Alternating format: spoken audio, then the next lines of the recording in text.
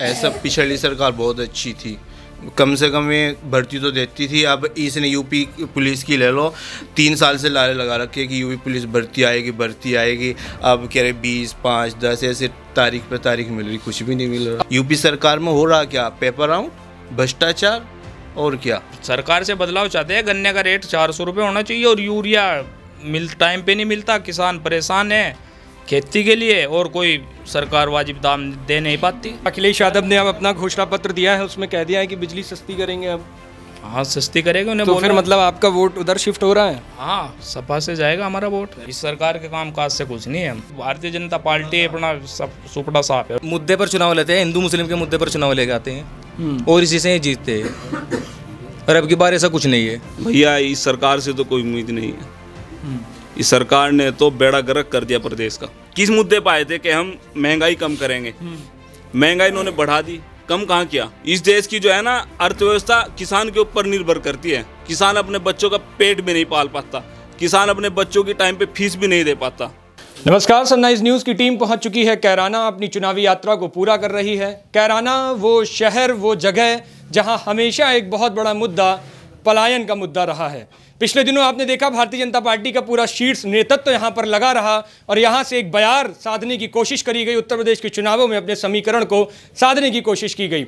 वहीं अखिलेश यादव और उसके साथ जो आरएलडी का गठबंधन है वो भी लगातार यहाँ पर नजर रखे हुए है और यहाँ से एक बड़े समीकरण को साधने की कोशिश पूरे पश्चिमी उत्तर प्रदेश में हो रही है, क्योंकि शामली की वो विधानसभा है कैराना जो हमेशा से चर्चित रही है। हाल ही के विधायक अभी जेल में हैं, बहुत गहमा गहमी का माहौल है और तमाम तरह से चीज़ें देखने को मिलती हैं। लेकिन इससे इतर एक और बड़ा मुद्दा है पूरे उत्तर प्रदेश में, या कहूं कि पूरे देश में, क्योंकि बहुत से ऐसे मुद्दे युवाओं को लेकर के हैं जो आज पूरी तरह से नेशनल मुद्दे बन चुके हैं। जैसे आप बेरोजगारी को उठाइए, महंगाई को उठाइए, इनकी शिक्षा की बात करिए, इनके लिए रोजगार नौकरी की बात करिए, तो वो पूरे देश के लिए एक संकट का विषय है कि आखिर उत्तर प्रदेश में क्या है।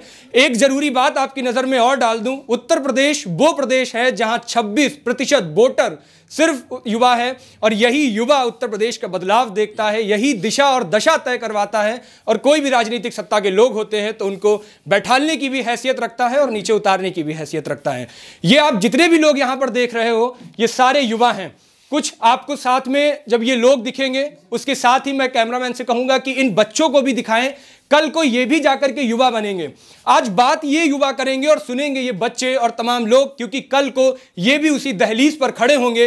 इन्हें भी सरकारों से सवाल करना आना चाहिए और इसीलिए हम एक पूरी ये सभा बैठा ली है और यहाँ से बात करने की कोशिश करेंगे। एक एक करके एक एक मुद्दे पर बात होगी और इन सभी से जानेंगे कि आखिर ये युवा क्या चाहते हैं, जो क्या हुआ पिछले दिनों में और अब आगे की रणनीति क्या बनाएंगे, उसको लेकर के आज इनसे बात करेंगे। सबसे पहले आपसे, क्या नाम है आपका? मेरा मोहम्मद मुर्तज़ा चौहान। क्या करते हैं आप? मैं कंपटीशन की तैयारी करता हूँ। अच्छा, तो कैसे देख रहे हो उत्तर प्रदेश में, क्योंकि कैराना में आप मूलतः निवासी यहीं के हैं? जी, शुरू से हमेशा यहीं रहे हैं। तो अब क्या चाहते हैं? पिछले दिनों आपने कई सारी सरकारों को देखा होगा, कई सारी सरकारों को भी देखेंगे।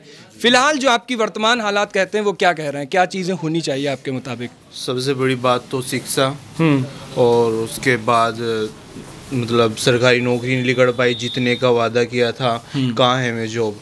69,000 को ले लो आप, शिक्षकों की भर्ती है, उसमें ओबीसी को जो कहते हैं कि भाजपा का एक मुद्दा है कि ओबीसी बनाम ओबीसी, मतलब अगर ओबीसी में बनाम जनरल कर देते हैं हमें। और उसके बाद उसको जो 69,000 का आरक्षण का मुद्दा है में अब तक बैठे हैं, आप देख भी रहे होगे लखनऊ में, उसमें ओबीसी को जितना 26% उसके अकेले बंटे मारता है उसका 3-4% दे के और बंदर बाट कर दी सारे आरक्षण की। उनको सही वो नहीं मिल पाया उनको हक। अभी तक कोई एग्जाम वगैरह दिया है आपने कभी? जी, कौन से दिया? पेट का दिया और इसका लेखपाल का दूंगा अब, और यूपी पुलिस का दिया था पिछले बार, और अब एसआई का दिया। उसमें तो ऐसा बुरा हाल हुआ कि सब बिका है पेपर।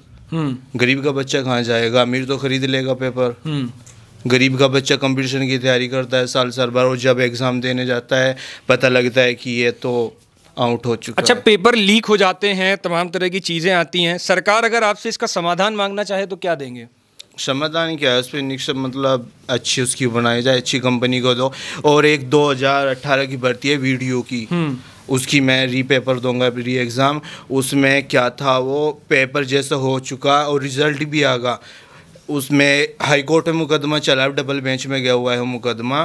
तो जैसे हम पेपर दे के आए, उसमें हमारा सिलेक्शन नहीं था। मेरे 98 नंबर है और 105 पे उसकी मेरिट लगी थी। अगर वो ईमानदारी से पेपर होता तो 80-88 पे उसकी मेरिट लगनी थी, जो कि अब जो उसका ओमार सीट हो जो नीली मिलती है ना, और एक बच्चे को मिलती है, जमा हो जाती है, उसमें पेपर आउट अंदर से ही करा लिया गया। जो कंपनी, जिस कंपनी से ठेका दे रखा था योगी सरकार ने, उस कंपनी ने अंदर से ही बच्चों के सिलेक्शन, जैसे बाहर और कुछ है उनका नंबर और अंदर से और कुछ है। हाई कोर्ट में गए, वहाँ में बाहर हो या बच्चा भटके। अच्छा, जब आप जैसे युवा कहते हैं योगी सरकार का जिक्र कर देते हैं, तो उसमें फिर एक बहस यहाँ पे ये खड़ी हो जाती है कि पिछली सरकारों में नहीं होता था क्या? नहीं, ऐसा पिछली सरकार बहुत अच्छी थी, कम से कम ये भर्ती तो देती थी। अब इसने यूपी पुलिस की ले लो, 3 साल से लारे लगा रखे कि यूपी पुलिस भर्ती आएगी। अब कह रहे 20, 5, 10 ऐसे तारीख पे तारीख मिल रही, कुछ भी नहीं मिल रहा। अब तो तमाम भर्तियां निकाल दी हैं। कहाँ, बता दो आप। अब कई सारी आपके टीटी वाला जो पेपर अभी ये भर्ती निकली, लीक हुआ, दोबारा हुआ। कल टेट का हुआ, उसमें 32 गिरफ्तार हुए और उससे पहले तो रद्द ही कर दिया, रद्द करना पड़ा था। क्यों? फिर लीक हुआ था। आप गवाह है पूरा प्रदेश।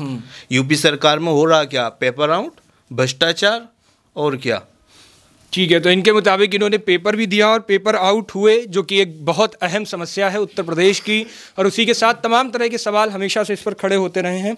और भी लोगों से यहाँ बात करेंगे, क्योंकि ये सारे ही युवा हैं, सारे ही उत्तर प्रदेश में एक बदलाव की राजनीति की बयार कर रहे हैं, सारे ही ये चाहते हैं। और भी तमाम लोगों से बात करेंगे। आपका क्या नाम है भैया? मेरा मुर्शद अली चौहान है। अच्छा, क्या करते हैं भैया? भैया मैं फार्मर हूँ, किसान। अच्छा, हाँ। तो कैसे क्या देख रहे हैं युवा उत्तर प्रदेश में जो चल रहा है युवाओं को लेकर के, तो उसमें आप क्या अपनी राय रखते हैं? मैं चाहता हूँ कि सरकार ज़्यादा से ज़्यादा नौकरी दे और बच्चों को रोज़गार मिले। और जब रोज़गार मिलेगा जब ये हमारे देश में तरक्की आएगी। जो रोज़गार नहीं होना तो कैसे युवा तरक्की करेंगे? मतलब सरकार नौकरी दे, रोजगार दे। एक ये भी तो होना चाहिए कि आने वाले युवाओं को, अगर आप खुद फार्मर हैं तो कृषि क्षेत्र में ही चले जाएं। वो कृषि क्षेत्र में भी चलो युवा है, पढ़ने सबसे पहले तो उनकी तो इच्छा यही है हमें नौकरी मिले। जब नौकरी ये तो मजबूरी का नाम है कृषि क्षेत्र में जाना। तो लेकिन इस देश का एक बहुत बड़ा हिस्सा तो कृषि क्षेत्र का ही है, मजबूरी कैसे हो सकती है ये? अभी आपने देखा कितना आंदोलन बड़ा हुआ, वो इसी को लेकर के हुआ। वाजिब दाम, सरकार कम से कम वाजिब दाम दे, जब भी तो अच्छा लगेगा। जब गन्ने का रेट 300 रुपये, सपा सरकार से अब जब 25 रुपये बढ़ाए, क्या करे किसान? तो अच्छा, आप खुद फार्मर हैं, कृषि क्षेत्र की जरा समस्याएं बताइए, मोटी मोटी बड़ी समस्याएं जो सरकार से आप बदलाव चाहते हैं। सरकार से बदलाव चाहते हैं, गन्ने का रेट 400 रुपये होना चाहिए और यूरिया टाइम पे नहीं मिलता, किसान परेशान है खेती के लिए और कोई सरकार वाजिब दाम दे नहीं पाती। बिजली के रेट महंगे हैं, सपा सरकार में देख लो, अब बीजेपी में देख लो। अच्छा, अखिलेश यादव ने अब अपना घोषणा पत्र दिया है, उसमें कह दिया है कि बिजली सस्ती करेंगे अब। हाँ, सस्ती करेंगे उन्हें। तो फिर मतलब आपका वोट उधर शिफ्ट हो रहा है? हाँ, सपा से जाएगा हमारा वोट। अच्छा, समाजवादी पार्टी जब सत्ता में आएगी तब आप उससे युवाओं के लिए क्या उम्मीद करोगे? हम युवाओं के लिए यही उम्मीद है, कम जैसी भाजपा ने क्या ऐसा ना हो, सपा भी कम से कम रोजगार दे बच्चों को, भर्ती हो। एक बार और सपा रह चुकी है, तब भी आपने कार्यकाल देखा, और उसके बाद फिर अगर आई आप लोगों के उससे, तो फिर क्या होगा? सपा सरकार ने भर्ती दी है युवाओं को। यूपी पुलिस में 1 लाख भर्ती हुई है, लेखपाल बने हैं और महकमों में काफ़ी भर्ती आई है, बहुत भर्ती आई। इसमें नहीं आ रहा कुछ भी। तो इस सरकार के कामकाज से खुश नहीं है आप? इस सरकार के कामकाज से कुछ नहीं है हम। अपने जो आपका पेशा है खेती किसानी, उसमें भी नहीं? उससे भी कुछ नहीं है। जब किसान ही धरती में मिला दिया तो कहाँ से खुश हो जा? जब किसान को कुछ मिलेगा जब भी तो किसान तो अभी कृषि कानून जो आए थे उसका आपने विरोध किया था? हाँ, विरोध किया है, अब भी कर रहे हैं। अब तो वापस ही हो गए। चलो वापस हो गया, अब तो बात ठीक है। किस लेने में लिया जी भी दिक्कत भी उत्तर प्रदेश सरकार में जाने वाली हो रही। जब वापस हुआ 300-700 किसान मर गए, शहीद हो गए, उनको कोई मुआवजा नहीं मिला। ठीक है, तो आपके क्षेत्र से भी कई सारे किसान गए हुए थे? हाँ, काफी गए। उस चीज की जो कसक है एक आंदोलन की, वो यहाँ पे देखने को मिलेगी इस बार? हाँ, बिल्कुल मिलेगी। तो भारतीय जनता पार्टी का क्या ग्राफ है यहाँ से? कुछ नहीं, भारतीय जनता पार्टी अपना सब सुपड़ा साफ है और ऐसा कुछ नहीं है। भारतीय जनता पूरा सुपड़ा ही साफ है? जी बिल्कुल सुपड़ा साफ है। तो भारतीय जनता पार्टी का तो यहाँ के लोग बता रहे हैं सुपड़ा साफ है। और मैं आपको बता दूं ये वही एरिया है जहाँ से 1-1.5-2 किलोमीटर पे यहाँ के जो भारतीय जनता पार्टी की उम्मीदवार बनाई गई हैं, यहाँ के जो पूर्व सांसद रहे हैं हुकुम सिंह की बेटी मृगांका सिंह को उम्मीदवार बनाया है इस बार भारतीय जनता पार्टी ने। और वो यहीं के 1-2 किलोमीटर दूर पे उनका फार्म हाउस है और वहाँ वो मिली हैं। उनसे बात करने से पहले, उनके इंटरव्यू से पहले हमने यहाँ से कुछ लोग देखे, वहाँ से जानने की कोशिश करी, युवाओं के मुद्दे पर बात करना चाहते थे तो उनसे बात करी। आपका क्या नाम है भैया? अज्जू चौधरी। क्या करते हो? मैं स्टडी करता हूँ BA second year. BA second year. BA ही क्यों चुना आपने? फिर मुझे कंपटीशन करना है ना। तो कंपटीशन वाले सब BA ही चुन लेते हैं? बिल्कुल। ऐसा है क्या? 80% ऐसे ही है। अच्छा, क्यों ऐसा क्यों है? ऐसा है कि भर्ती है जो ग्रेजुएट के उस पर होती है। तो BA मतलब एक साइड का आपका है, जो मेन मोटिव है वो ऐसा ही है? जी बिल्कुल। BA सिर्फ ग्रेजुएशन डिग्री के लिए है? जी। अच्छा, इसके बाद फिर आपका मोटिव SI का होगा? बिल्कुल। SI की परीक्षा अभी तो आपने दी नहीं, अभी तो कर रहे हैं? अच्छा, हाँ, अभी सेकेंड ईयर तैयारी कर रहे हैं? जी बिल्कुल। लेकिन अभी ही आपके ही एक भाई ने बताया कि जो SI की भर्ती हुई उसमें इतनी धांधली आ गई, तो अब फिर क्या है, या तो उम्मीद तोड़ दो या फिर आवाज़ खड़ी करो, क्या करोगे दोनों में से? मैं इसलिए BA सेकेंड ईयर में हूँ अभी तक, क्योंकि समाजवादी आएगी तभी मैं थर्ड ईयर BA पूरी हो जाएगी ग्रेजुएट, तभी MSI की भर्ती मारेगी। पूरी उम्मीद से बैठे हो समाजवादी पार्टी आएगी तब तक हो जाएगी पूरी उम्मीद से। अरे वाह, ये तो पूरी उम्मीद है। क्यों भैया भाजपा क्यों जाएगी ये भी बता दो। किस काम के लिए दिए भाजपा से वोट बताओ? ये तो आप जानो ना, आप लोगों ने वोट दिया था ना 2000 करा उन्होंने, कुछ भी नहीं करा। देखो रोड भी किससे पानी भर रहा है, आपने दिखाया होगा पीछे। यहाँ पे बीच में रुक जाते आते जाते वक्त लोग। तो क्या चाहते हो कुल मिला के, अगर सरकार चेंज हो रही, क्योंकि 2017 में भी भारतीय जनता पार्टी से पहले समाजवादी पार्टी की सरकार थी, अब दोबारा से अगर आप कह रहे हो कि हम शिफ्ट करेंगे, चेंज करेंगे, फिर आएगी, तो फिर दोनों कामकाजों में तब आप क्यों जनता ने उसको नकार दिया और अब आप कह रहे हो तो क्यों दोबारा आएगी? ये सिर्फ मुद्दे पर चुनाव लेते हैं, हिंदू मुस्लिम के मुद्दे पर चुनाव लेके आते हैं और इसी से ही जीतते हैं, और अब की बार ऐसा कुछ नहीं है। अच्छा, आपके यहाँ पे एक बहुत बड़ा मुद्दा रहता है, पलायन का मुद्दा रहता है, हिंदू मुस्लिम का मुद्दा रहता है, इस मुद्दे को कैसे देखते हैं आप? मैं इस बारे में कुछ नहीं बोलना चाहता, बट नहीं, आप क्षेत्र में तो रहते हैं ना, चीज़ों को देखते हैं, तो वो क्या है ये मुद्दे? क्योंकि इस पे मतलब बोलने की कोई राजनीति तो बात है नहीं। आप जैसे युवा जब तक बोलेंगे नहीं तो लोग जानेंगे नहीं। भाई कोई पलायन नहीं है, कोई पलायन ही नहीं है। बाकी बहुत मुसलमानों का पलायन हुआ है, उसको किसने नहीं दिखाया। जिनके मित्रों का पलायन होता है उनको क्यों दिखाया जा रहा है बताओ आप ही। बहुत मुसलमान घर छोड़ के चले गए यहाँ से, कोई किस वजह से, कोई किसी वजह से। उनके वो भी तो पलायन में आते हैं ना, जो घर छोड़ के जाते हैं अपने। ठीक है, तो फिलहाल कैराना में कोई भी हिंदू मुस्लिम का मुद्दा नहीं है, पलायन का मुद्दा नहीं है, और कहना है कि जब मुस्लिम घर छोड़ते हैं तो वो मुद्दा नहीं मीडिया से गायब रहता है। आपका क्या नाम है? मेरा नाम अरशद चौहान है। क्या करते हैं आप? मैं भैया किसान हूँ। आप किसान हैं? तो किसान हैं, बच्चे हैं, शादी हो गई आपकी? हाँ, मेरे पास बच्चे हैं, दो बच्चे हैं। बच्चे। ठीक है, छोटे ही हैं अभी? छोटे बच्चे हैं। अच्छा, कल को वो युवा होंगे, पढ़ रहे हैं? पढ़ रहे हैं।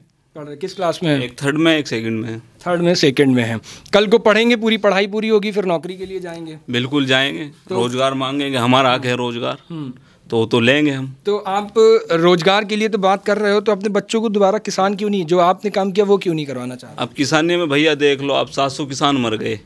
आप हमारे यहाँ के कृषि मंत्री, ये गन्ना मंत्री है सुरेश राणा जी, इन्होंने वादा किया था कि हम 15 दिन में पेमेंट दे देंगे, और बहुत घाटे का सौदा हो गया है। पेमेंट तो आ नहीं रही, पेमेंट तो आता ही नहीं, और मजदूरी करके अपने बच्चों का पेट पालते हैं। टाइम पे हमें पैसा नहीं मिल पाता, शादी के लिए जो हम ब्याज पे पैसा उठाते हैं। अब बताओ कृषि कितना घाटे का सौदा है। अब यूरिया, ये खाद का कट्टा है यूरिया, ये 5 किलो कम कर दिया इन्होंने। विकास करते हैं और ये घटा दिया इन्होंने। ये किस मुद्दे पर आए थे कि हम महंगाई कम करेंगे, महंगाई इन्होंने बढ़ा दी, कम कहाँ किया, और महंगाई बढ़ा दी। पेट्रोल जब कांग्रेस थी, प्रति बैरल जो है विदेश महंगा था और यहाँ कम था, और अब यहाँ ये महंगा दे रहे हैं, प्रति बैरल कम है। अच्छा, बच्चों के लिए फिर आप आगे क्या सोचा, कौन सी नौकरी करवाना चाहेंगे?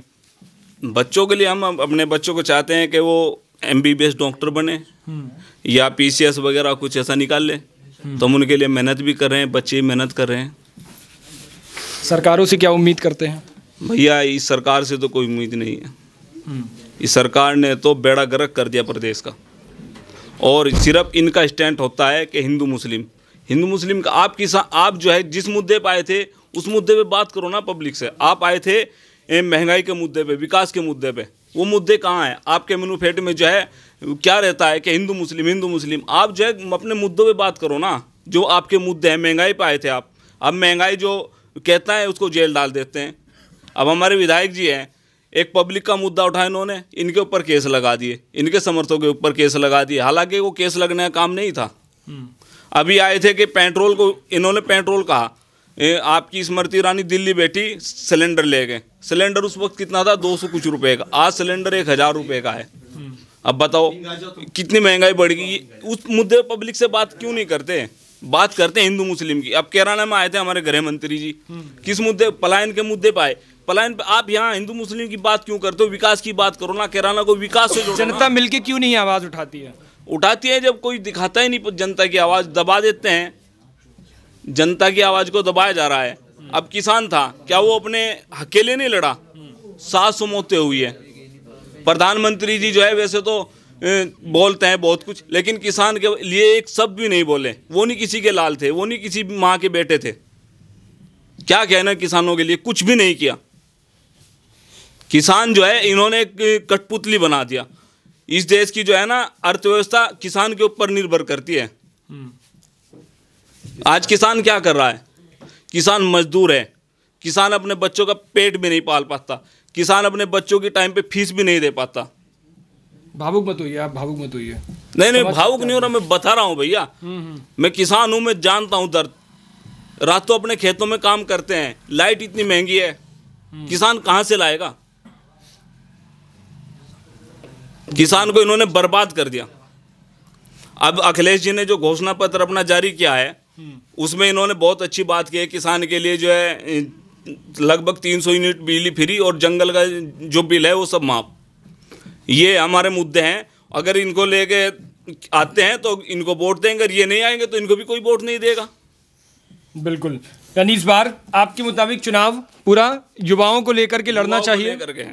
बिल्कुल, क्योंकि कल को जितने भी ये बच्चे हैं ये सब जाकर के नौकरी रोजगार की मांग करेंगे। रोजगार इस देश में एक बड़ा मुद्दा है, प्रदेश के लिए भी एक मुद्दा होना चाहिए। बेहतर है कि धर्म और जात की राजनीति से ऊपर उठ करके इस मुद्दे को वरीयता दे। जनता से भी यही हमारी गुजारिश है कि जब भी ये नेता हाथ जोड़कर आपके दरवाजे पर आएँ, आपके लिए वोट मांगने आएँ, तब उनसे एक बात जरूर कहिए, उनको ये एहसास दिलाते रहिए कि रोजगार इस देश का एक बहुत बड़ा मुद्दा है। क्योंकि उनके बच्चे तो आराम से पढ़ लिख कर एक ट्रैक पे अपना जाएंगे। और आपने देखा भी कि राजनीति ऐसी हो गई है कि पूरी वंशवाद चलता चला जाता है। लेकिन जब इनके जैसे किसानों के बच्चे होंगे, वो आएंगे, तो ये किसानी नहीं करवाना चाहते हैं मौजूदा समस्याओं को देखकर। उसी के तहत अब सभी पार्टियां समझ चुकी हैं कि जो युवाओं की बात है वो होनी चाहिए। तमाम पार्टियों के मैनिफेस्टो आए हैं, उन सब ने बात की है। युवाओं की आवाज़ हम हमेशा से उठाते रहे हैं, उठाते हैं और उठाएंगे, क्योंकि यही युवा आगे जाकर के देश की दशा और दिशा दोनों तय करते हैं। तो आप भी हमें इस पर अपनी राय जरूर बताइएगा और उसके साथ ही इन जैसे युवाओं का समर्थन जरूर करिएगा, क्योंकि देश में अगर बदलाव की बयार लानी है तो ये आपको करना ही होगा। और एक बात जो मौजूदा सरकार से कहनी चाहिए वो यही है कि इन जैसे लोगों से जब हम बात करते हैं तो मुंह से एक ही बात निकलती है कि शर्म इनको मगर आती नहीं।